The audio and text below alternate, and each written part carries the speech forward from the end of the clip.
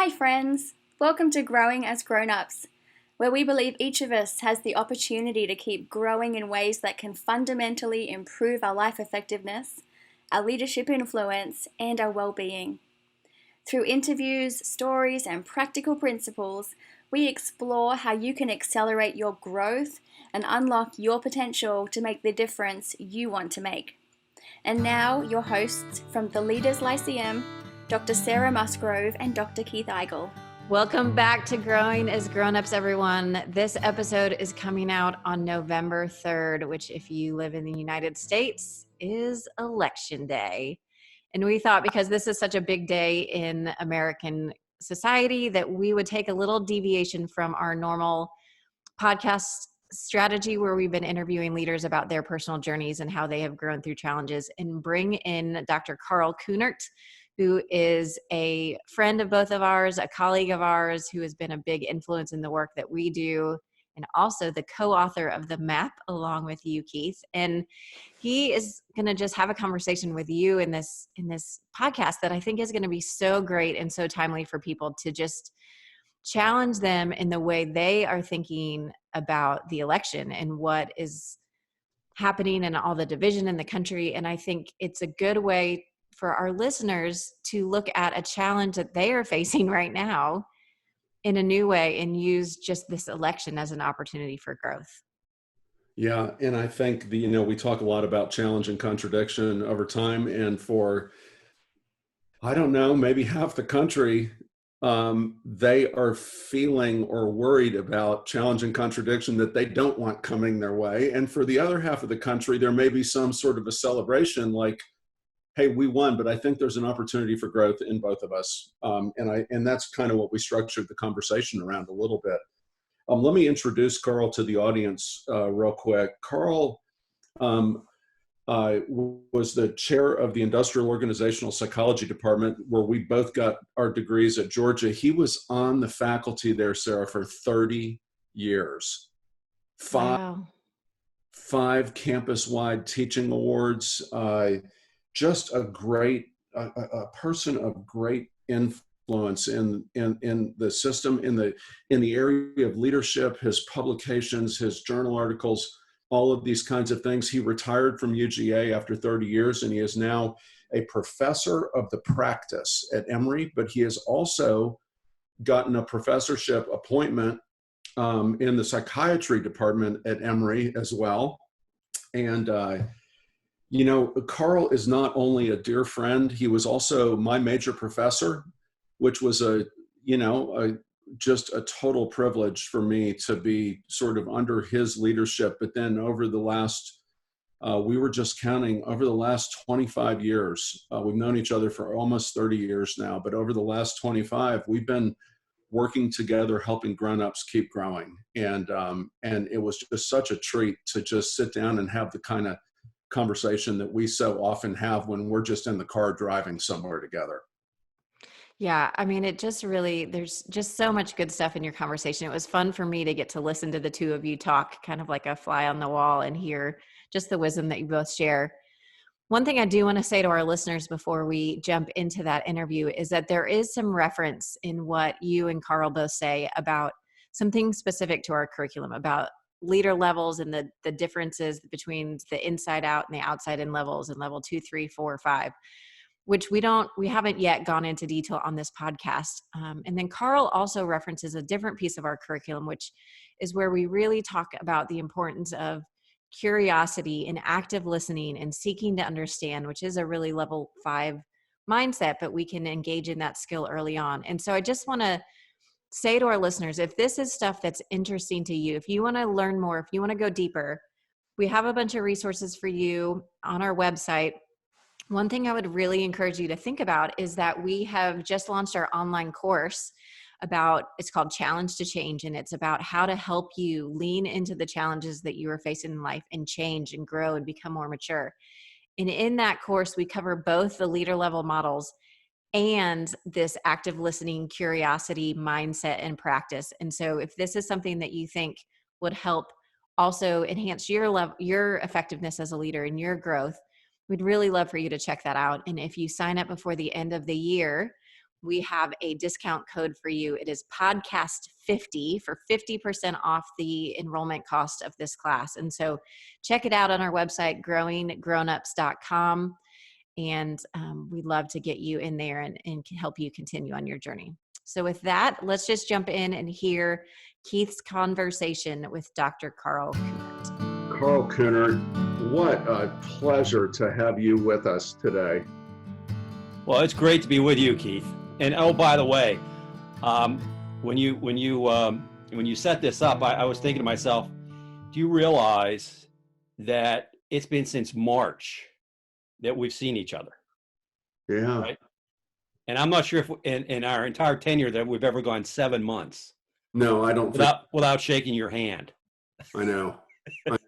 This whole time has been crazy. For folks listening in, you may know this already, but Karl and I co-wrote a book together. But that was really the culmination of a lot of years of kind of teaching together and working together. And Karl was my major professor for the doctoral program up at UGA. Karl was a longtime faculty there, has retired and since gone to Emory.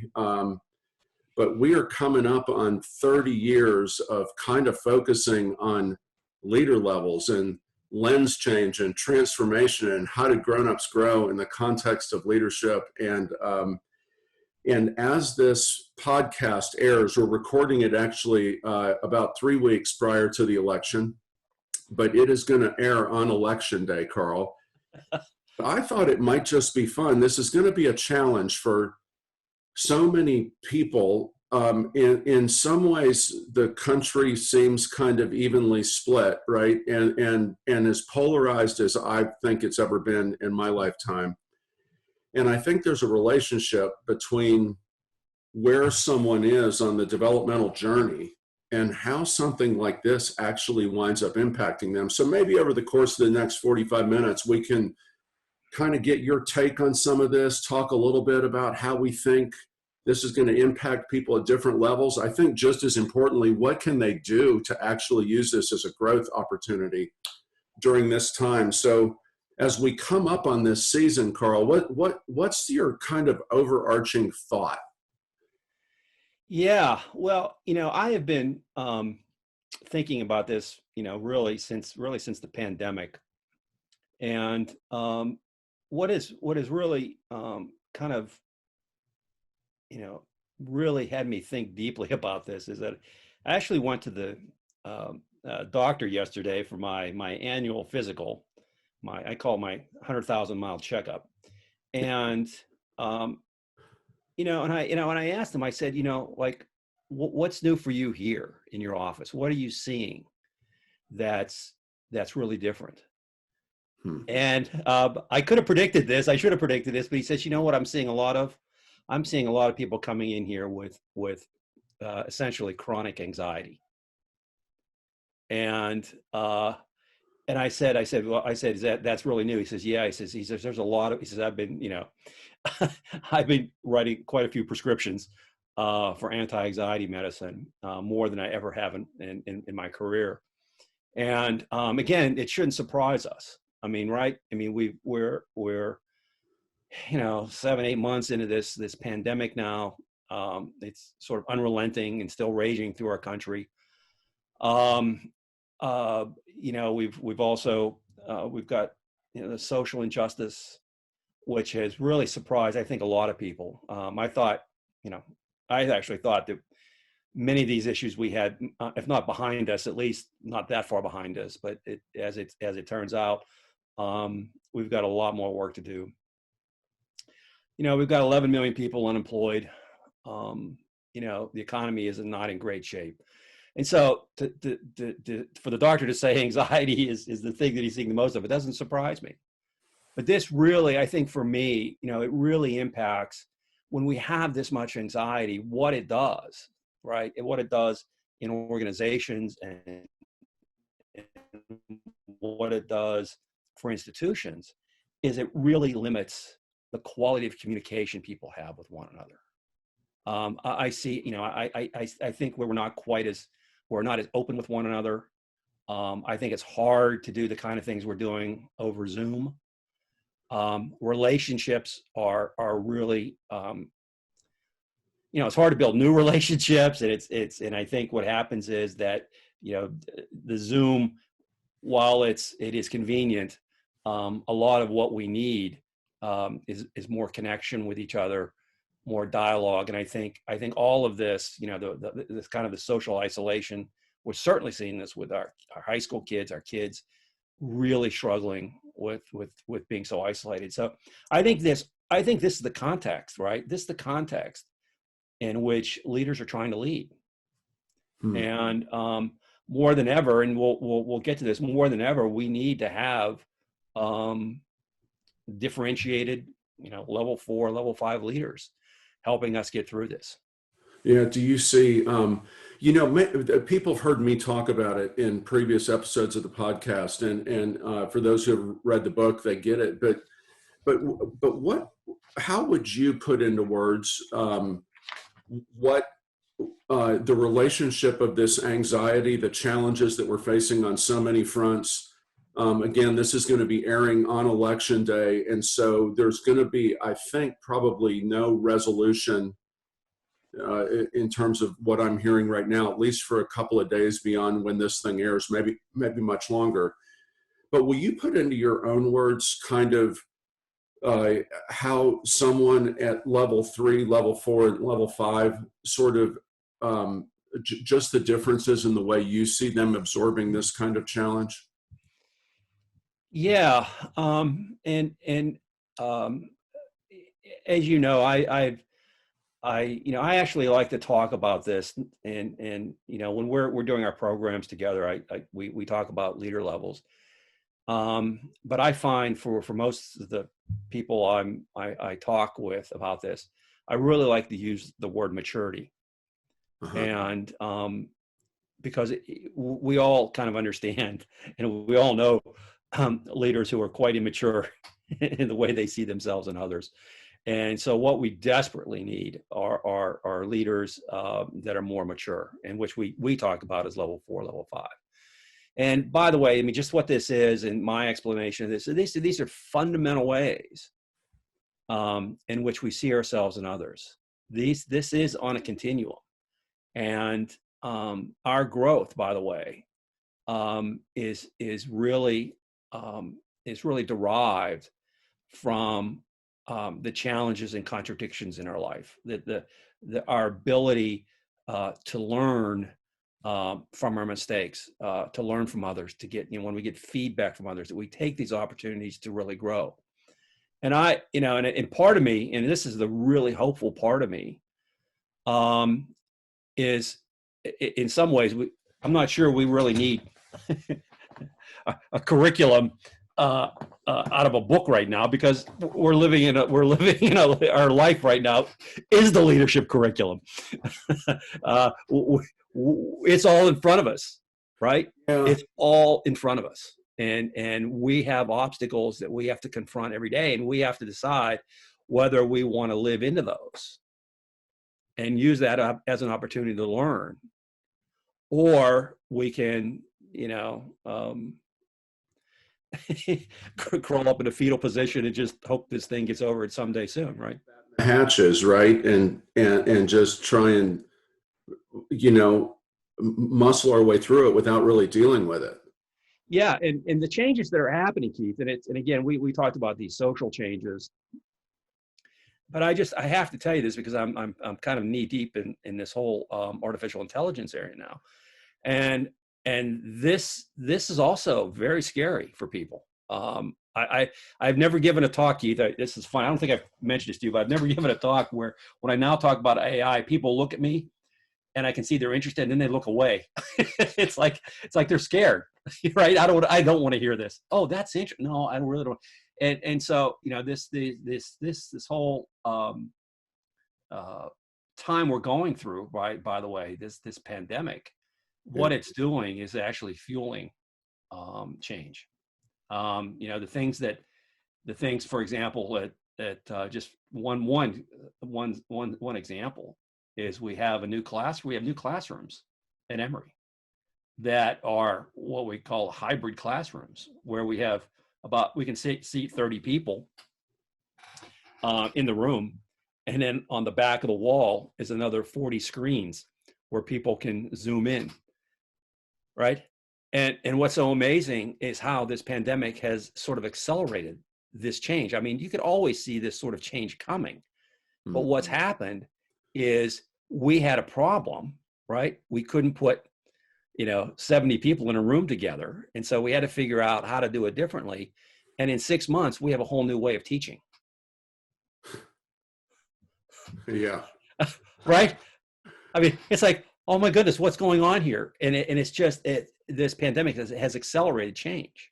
Yeah, it has. And I guess it's also in this way accelerated the opportunity for us to change as individuals as well. But we've got a little bit more sometimes control to sweep these things under the rug. I mean, the survival of the university is at stake right now, right? So there are absolutely ways that fundamentally are moving them in a direction. I want to follow up on just kind of your doctor's anecdotal diagnosis of the anxiety, the change in anxiety, chronic anxiety that he's seeing.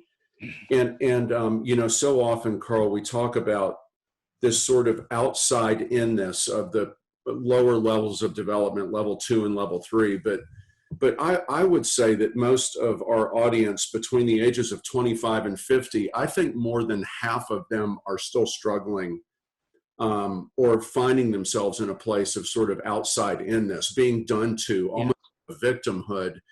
And I'm wondering, you and I both know that one of the things that we begin to see at the more mature levels, to use the word that you just used a moment ago, that there is more sense and ownership of self.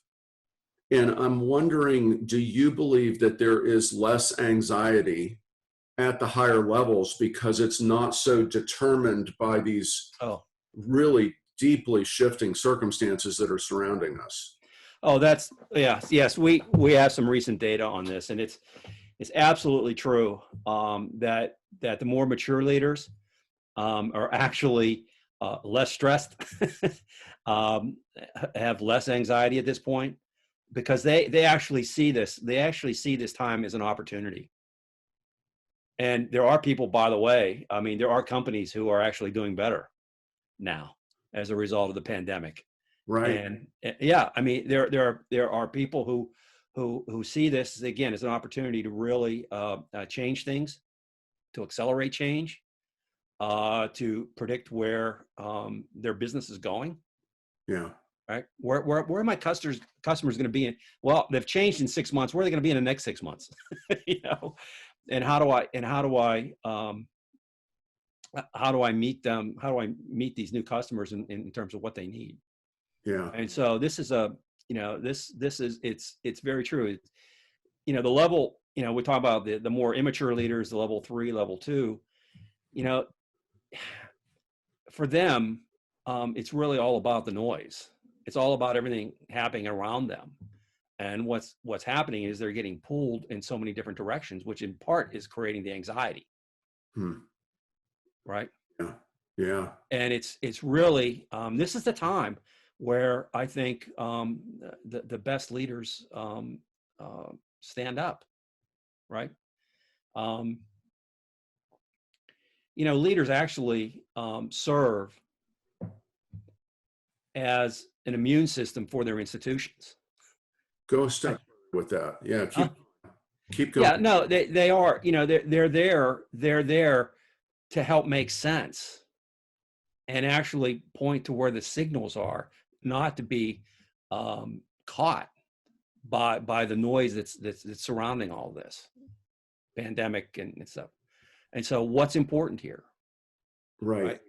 And being able to again know what the signal is and what the noise is what great leaders are able to do, right? Yeah. So what is the thing that so often we've talked about this in our programs as the weather, right? The noise, these things outside of us that we don't have control of, but that sort of either creates instability for us, right? Especially from a more outside in view of the world, where you're allowing all this noise and all this weather to disrupt our status quo, right? I mean, I think that's where the anxiety comes from, is that we're feeling like we don't know what's ahead of us, and if the weather keeps getting worse, am I going to be okay?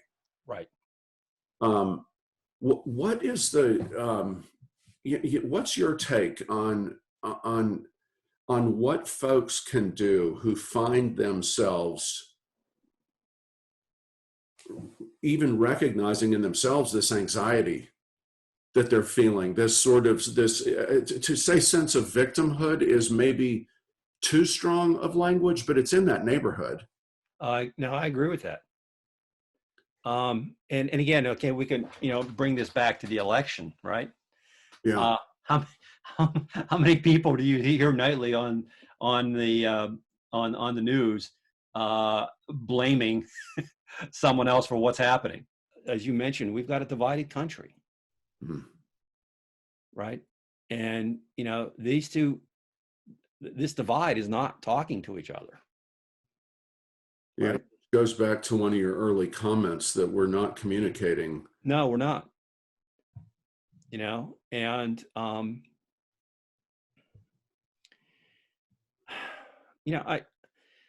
read this book a few years ago, and it's always kind of struck me. This guy was a social biologist. His name is E.O. Wilson, and of all things, he studied ants, and he was able to, and he did it in a very persuasive way. Talk about how ant communities are just like human communities. And he says, if you want a community, and he's talking about, he was literally referring to the United States here. He says, if you want the characteristics of an enduring society, they have to have cooperation, they have to have cohesiveness and altruism. And I look around and again, what I hear on the news is none of those things. Right. Right. That's what frightens me. Yeah. Is where is the cooperation? And it was striking, during the pandemic, right? We couldn't get people to share, face masks in this country, right? It was like hospitals were hoarding things and states were hoarding things. I'm like, where's the cooperation? There's very little cohesiveness, and the altruism. And it was interesting where we saw altruism. Where I saw it and where I felt like, wow, we're probably not as bad off as I think we are. Is when we saw these first responders, right?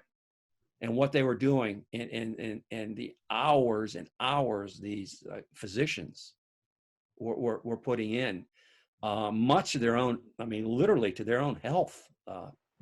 They're doing these things, and it was just remarkable to see not only what the first responders were doing. It was also remarkable to see, like in New York, right?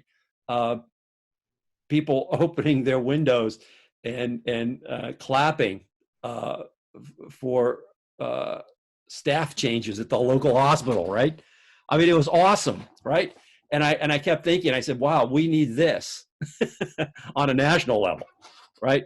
We need to have this. We need to, and again, I see this as, again, a great potential for us. I think these actually, those three things, again, cooperation, cohesiveness, and alteration, are strong characteristics of level 5 leaders, the most mature leaders. Yes. Try to bring that out in others. Right. So we often talk about level 5 as being the ability to sort of rise above the different points of view, right? To still hold a point of view on your own, but to see the value and the importance of another's point of view, even in helping refine your own. But there is this sort of umbrella of values that embrace things like collaboration, cohesiveness, and community in a way where we are recognizing what we have in common, recognizing the things that bind us, right? We so often talk Right. about things like Abraham Lincoln's "A house divided cannot stand," and MLK Jr.'s "We're all part of the same fabric of destiny," and this rising above this level 5 view of things goes beyond the polarization, but actually starts to knit the polarized sides into a more cohesive whole. Yeah. And yet, if we are identified by one of the poles at these earlier levels, if how we understand ourselves, others, and the world is defined by one party or the other party in terms of the political scene that we're in right now, Yeah. then if our identity is there, if our actual being and the way we know ourselves is there, then when there is a loss, we are essentially losing. I mean, our very being is tied to the outcome of this election. Right. In a country that is really close to divided 50-50, and it feels to me like 25 or 30% are way out on the edges of the poll. Right. All right. On either side, 25 or 30% on either side. So the majority of the country is out there. I mean, this creates a real dilemma for us if we can't figure out how to either begin growing ourselves through it, use this as an opportunity to grow through it, or if we don't get some higher level leadership in that can begin to knit this thing back together. I don't know what your reaction to that little monologue was. No, I completely agree, Keith. I think the real challenge, sort of post-election, Mm-hmm. the day after this airs, is this is democracy, right? I mean, one of the things we know about democracy, is that there are going to be winners and there are going to be losers. And what I would like to see happen, and again, let's just take the winners for a second. I would like the winners to take a breath, right? And say to themselves, okay, what are the truths that our side is neglecting, that the other side brought up? Right? Again, like your examples of Lincoln, what is the whole here? The whole is not your side winning. The whole is the house, right? Yeah. And we have to figure out how to mend the house, how to heal the house. Yeah. And we don't do that. We don't do that by claiming, and this is what's going to happen, is that we have a mandate, so we're going to just shove our stuff, and it's going to be, nothing will have changed, right? And we're still going to have half the country disaffected. And so the first thing that the winners need to do here is really reach out and deal with the things that are central to the anxieties, if you will, of the people who lost. Yeah. Yeah. I know that's the answer. I agree that that's the answer. I think a sense of despair washes over me from time to time when I think about the likelihood of that happening. Well, again, I mean, this is where, again, this is where leadership comes in. Yeah. Let me go real, go real micro for a second and underscore that, these values of cooperation, cohesiveness, altruism, those are not something that you have. It's something that you are.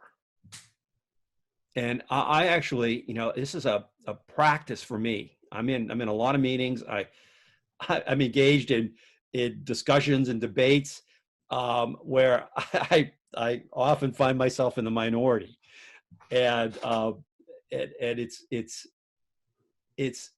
I in the mid actually I actually do this is I will go either after a meeting or before the meeting. I will ask myself the question, am I willing to be cooperative here? What am I being cooperative here? And what I do is I actually force myself to reckon with my values before I go into these meetings. All right, I'm trying to practice the very things that I'm talking about here, Right. which is living into those values. Yeah. So let's give folks who are listening to this let's build on what you just said there. Yeah. And what are the things that people can do when they know that they're going to be taking a walk with a friend, having a conversation with somebody that they know is potentially doesn't see things the way that they do, maybe even be in some level of disagreement with them. I love this idea of actually intentionally naming what you're saying in a way is the kind of person you want to be. Right. Altruism, this collaboration, this cooperation, reminding myself that I want to be bigger than the side, that the truth is in a more connected place than it probably is completely identified with either pole. So what are the things that people can do, remind themselves that are going to lead to growth in a time like this? I think listening well is part of the answer, but You're right. take it for Let me just to take your point, Keith. And I have to tell you, let me put a plug in for you and Sarah here. Is the program that you do with design thinking got me to think more about being more curious in conversations, and I saw the real power of that, and that. And so what I'm now doing in most conversations, I have to work at this. It's not something that comes naturally to me, but I have to be more curious in what they're saying, and going a kind of the extra step in listening in a way that shows that I'm curious about them and what they have to say. Because part of what I'm always trying to do when I'm in a conversation is trying to find out more about that person and what's important to them. And so anyhow, so that listening, I think curiosity. Yeah.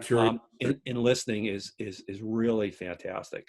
Yeah. What do you, when you go in and do that, what do you feel like, how are you preparing yourself to stay in that curious mode? Because in so many conversations that we have, just conversations at work, conversations around problem solving, we are preparing our response even as the other person is still finishing what they're saying. Yeah. So what do you have to do to actually stay in that curious space for you personally, Karl? What do you? What I have to do is I have to remind myself, right? I mean, I literally remind myself that if I'm not being curious, if I'm not in that conversation, and the thing is, these conversations tend to be a little longer when I'm curious, but what I end up finding is they're much more beneficial. Yeah. Right. And this is hard, right? Because I've got other things to do, and I want to get, and again, it's part of the pace of life, right? Is that, we're not taking the time to really reflect. And again, that's a big part of this, Keith, is reflecting more on what you're doing. Yeah. While you're doing it. And, my second thing here, and, man, it just, again, we grow through challenge and contradiction, and the hardest thing for me over the years, and I finally think I've outgrown the problem. I didn't solve it, but I've outgrown it, which is this kind of need to be right. Mm-hmm. you know. I mean, it's so bad because, like I'll get in an argument or something, and all of a sudden it's completely ego driven, right? And that's the problem is I've got to be egoless in these conversations. And when I am, I'm very ego involved. And so therefore I got to win. And that winning is so counterproductive. Oh, Because then we end up, arguing extremes and then, eventually, you've done this enough. You realize that if you go down this path, that your next action is going to be an apology, right? I mean, you just know. And so, and my joke has been one of the greatest things about getting older is I no longer feel the need to be right. So giving up that right to be right. yeah. And again, that just takes us.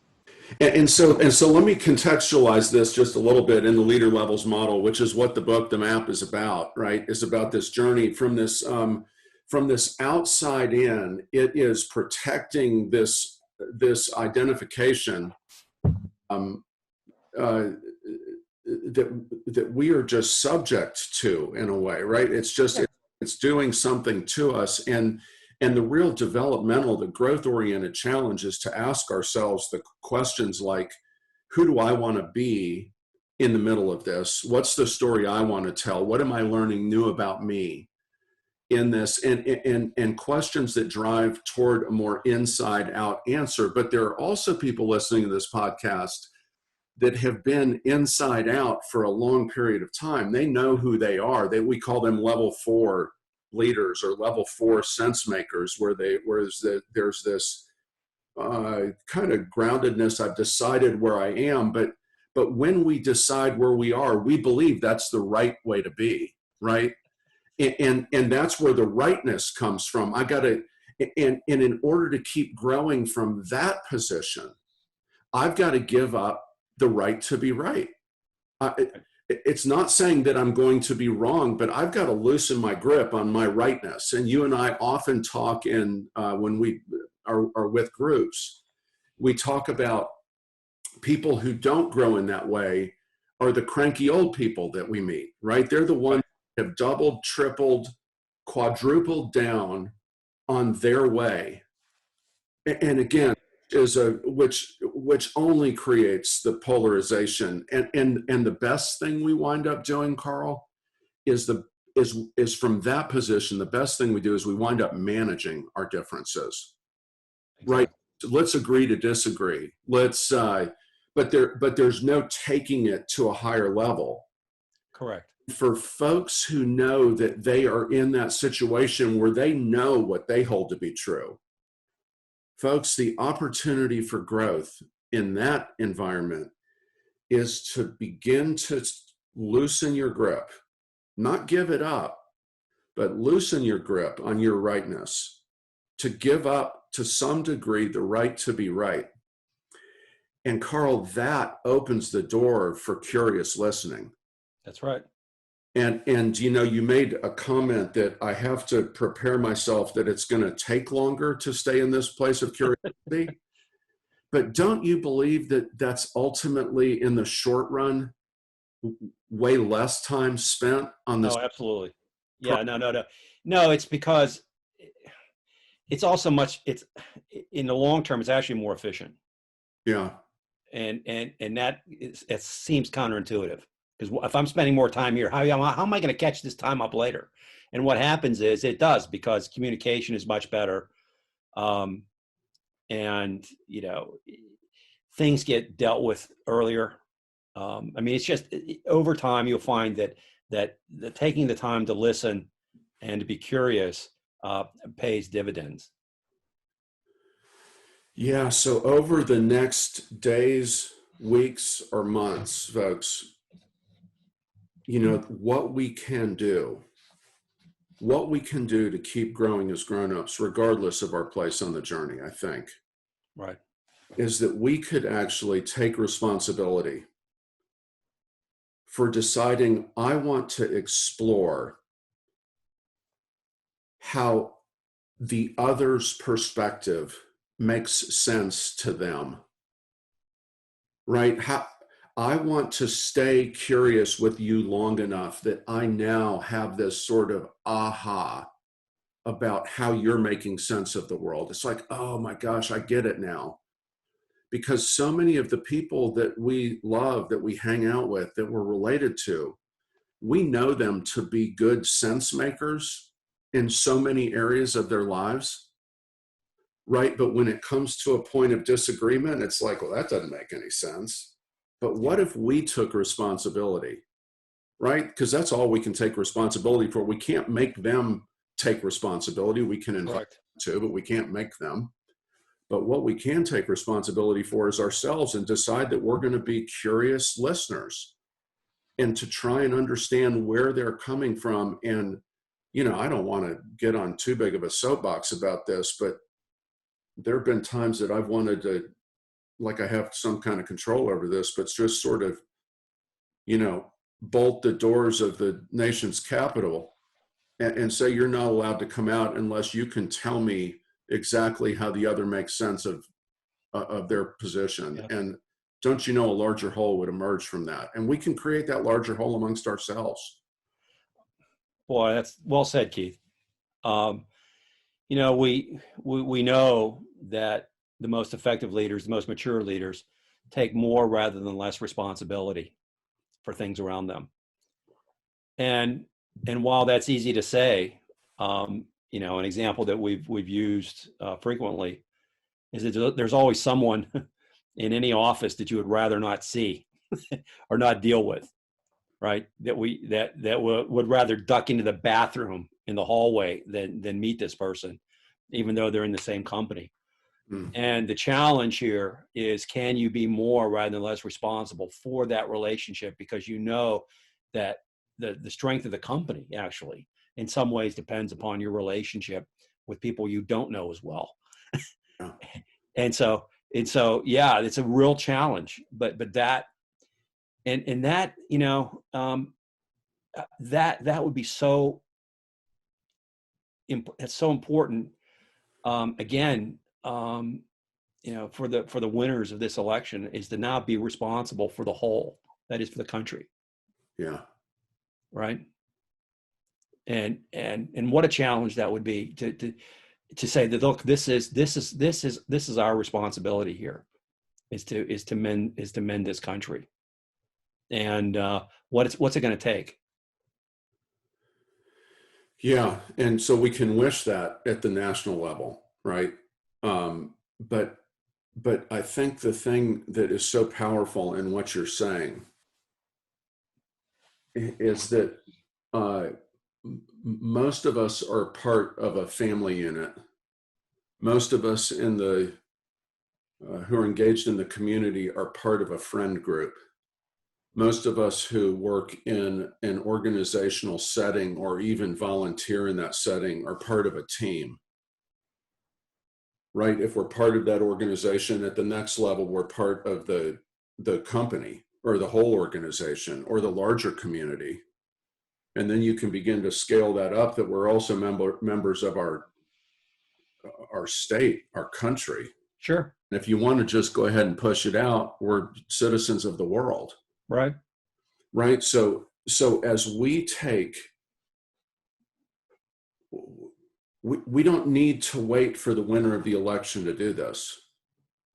We can take responsibility for more rather than less, and not wait for the other person to do that. We can take responsibility for that in our family or our friend group. Oh, absolutely. Or for crying out loud, in a single relationship with another person. Yeah. No, it's funny. I have a colleague at Emory, and we talk quite frequently, and she's a family therapist, and we're using the same language, whether it's family dynamics or organizational dynamics, right? And so the very things that we're talking about here clearly apply to families, teams, institutions, organizations, wherever people are together, right? And to be effective, the same principles of course of mature leaders apply. Yeah. And I think the thing that we need to bump up against is worry, fear, or resistance that we have, that we may lose something if we stay curious, allow ourselves to go down the road of their position, understanding them in a new way. I think that's the thing we need to bump up against, is that what's going to happen. You know, one of the things I've encouraged people to do, Karl, and this is maybe a different way of being curious without putting yourself at risk that the other person may, I don't even know what, convince you of something you didn't want to be convinced of. I don't know what it is, but it's like, if you're a Fox News person, how scary would it be to just listen to CNN every other day for a couple of weeks? If you're a CNN kind of person, Sure. and I'm just using those as kind of examples that to me seem to represent the two poles. How scary would it be to watch Fox News every other day for a week or two, in a spirit of curiosity, to see if you can understand how are they making sense of this? And as I begin to understand that, does that change me in any way? So I'm not picking a side here. I'm just saying that you and I both know that what the research shows is that the people who continue growing into these higher levels of understanding, this is kind of what they do naturally. Yeah. Right? They have curiosity of the other side. They recognize that there is a larger whole that exists above the positions. Exactly. Yeah. Yeah. Yeah. And we've talked about this, but we've got this kind of a herd mentality right now, that you're part of a herd, right? And, it could be the Democrat herd or the Republican herd or independent, whatever that herd is. And what it does is it actually prevents, right? It actually prevents herds from talking to one another. Right. And I'm not sure I want to go this far, but I'm going to say it anyhow, is that what it actually feels like is that the leader of these herds are the least mature who are running the herds. Right.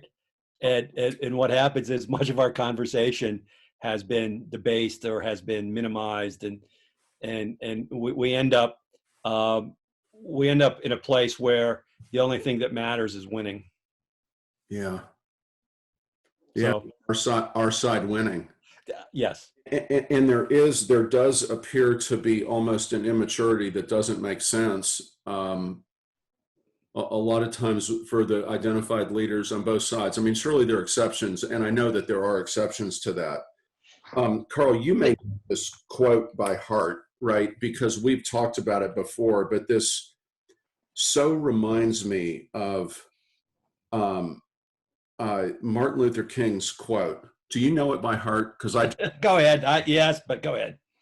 I am convinced that men hate each other because they fear each other. They fear each other because they don't know each other. And they don't know each other because they don't communicate with each other. And they don't communicate with each other because they are separated from each other. I mean, you couldn't nail it better today. And he said that in 1957. Yeah. Think about this. Iowa, October 15th, 1962. Not to correct. Oh, no, I'm sorry. I thought it was 57. Okay, 62.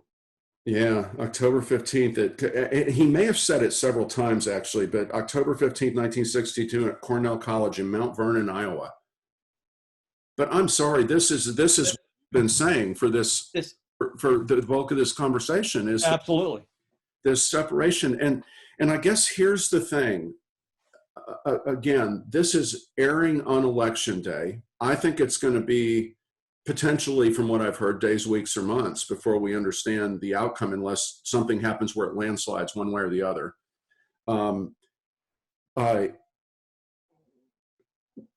We can live into the solution ourselves. Absolutely. We can encourage that happens at a collective, community, global, whatever level. But as we grow as grown-ups, we can take responsibility for this literally this afternoon, literally tomorrow, we can decide that we are going to not be separated, that we are going to communicate, that we are going to know, with the hope and belief that that will dispel the hate. And boy, Karl, that's growth. That's growth. That's huge growth. Right. And I'll just say this, that if you're not doing this, if you're not reaching out, you are part of the problem. Right? You know, some people respond to this carrots and some people respond to the stick. This is a stick. You are part of the problem. Yeah. And I encourage people that there's a lot at stake here. Let's say this in this way, Karl. When we don't reach out, that's right, we are part of the problem. Right. Oh man. That is, it prevents, what it does though, it prevents what we want, which is a solution to, you know, what we're separated over. So might we in the coming days, weeks, months, take responsibility to be part of the solution at whatever level we have influence, right? I mean, this is, I think, the takeaway. And Karl, I can't even tell you, we're drawing to a close here in terms of time, but just thank you so much for the conversation. Doing this in this format with you, it feels like a lot of the drives we've taken in cars together when we, but to kind of formalize it in this. Yeah. This is pretty far from a performance. A treat for me though. And thank you for just carving out time, knowing that this is the day that this thing is going to air on. And I just so grateful for my relationship with you, and look forward to maybe a couple of more of these kind of conversations in this environment. Hey, well, thank you, Keith. You know, your friendship means a lot to me, and it's been wow, a great 30 years together. Although I do resent the fact that you look so much younger than I do. But other than that, I really appreciate our friendship. Hey, be safe. Take care of yourself. Thank you. The feeling is mutual, and we will look forward to talking again soon. Look forward to it, Keith. Thank you. Thank you.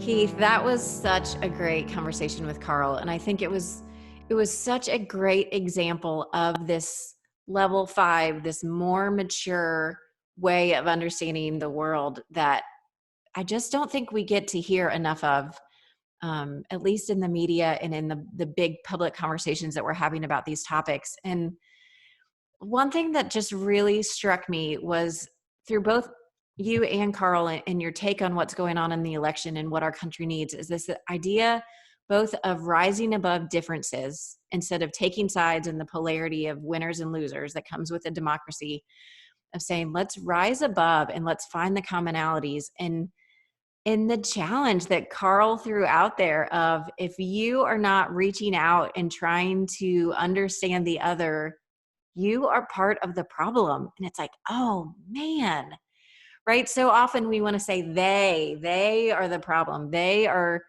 arguing and blaming and all this stuff. But I think about even in my family, the differences and the tensions that exist of, you know, there are people very strongly on both sides of the line in my family. And I just think, when have I gone to one of those people and said, help me understand why you feel so passionate about this thing?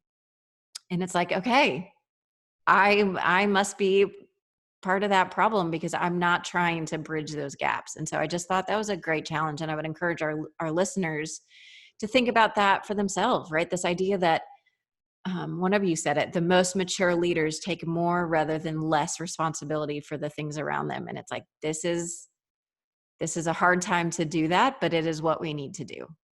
Yeah. And it requires, that we really put our own perspective on the shelf for just a minute and really get curious with other people. And not only is that a higher level of being together, right? Not only is it more mature from a sense-making perspective and the way that we've talked about it in leader levels and all of this kind of stuff, but it's also a way to grow ourselves, Sarah. And this is the Growing as Grown-Ups podcast. And so I hope people will take the challenge to be part of the solution. You're going to take a walk. You're going to have a conversation with people. You're going to talk to family. And as we said during the podcast, it could be days, weeks, or longer before we know the outcome. And the country's in tension. There's challenge. Surely there's challenge right now, right? And challenge is an opportunity to grow. So glad I got to have the conversation with Karl, and I hope folks enjoyed it. Yeah. And just a reminder again, if you want to go deeper and learn how to apply this stuff in your own life and accelerate your growth, check out our Challenge to Change course at growinggrownups.com and get some more resources and tools to help you have these difficult conversations and become these more mature leaders that we've been talking about. Thank you so much for joining us for another episode of Growing as Grown-Ups. Take a second and subscribe to the podcast so you don't miss any future episodes, and tell your friends. You'll find all of the goods related to this episode, including the transcript, videos, links, and other ways we can help you keep growing as a grown-up on our website, growinggrownups.com. Growth isn't easy, but it's completely within your reach. Until next time, journey well, friends.